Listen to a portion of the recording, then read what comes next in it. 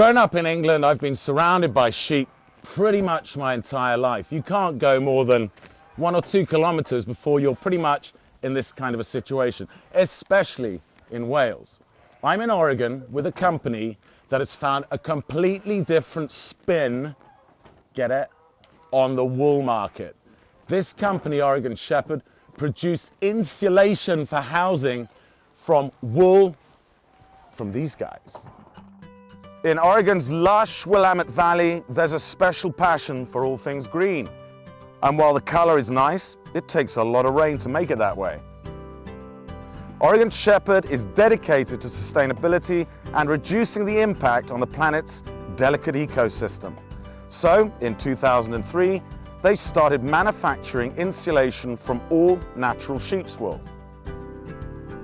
Adhering to very strict eco-friendly practices, Oregon Shepherd have managed to expand the traditional wool market to now include the offcuts, the wool, the black wool that never had a market before, now has. So they've expanded a market providing home insulation at a level never seen before.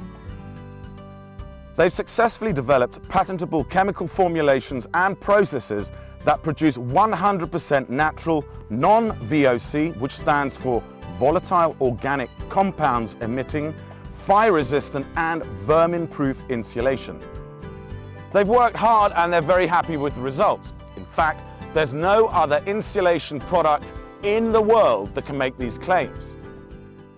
2 end products come out of these beautiful creatures behind me, and here they are. This one, this green and white compound here, is referred to as loose insulation. This one here is referred to as batted or rolled insulation. To understand that, here's an interesting point for you. If I squash this with my hand and release it, it springs back to its original form. Why is that important? Well, think about traditional insulation, fiberglass for example. Over the years, it compounds itself. Gravity is going to compact it, and you're going to have areas in the wall, for example, where there's big gaps. This product does exactly the opposite.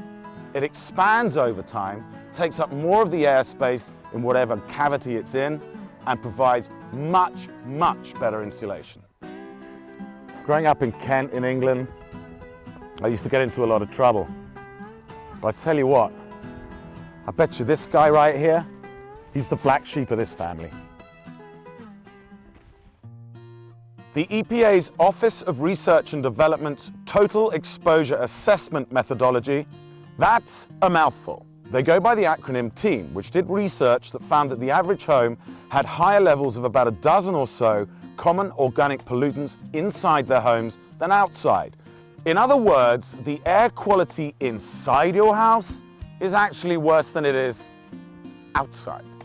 This makes it critical that you know the materials not only that you bring into your house, but the materials that are part of your house.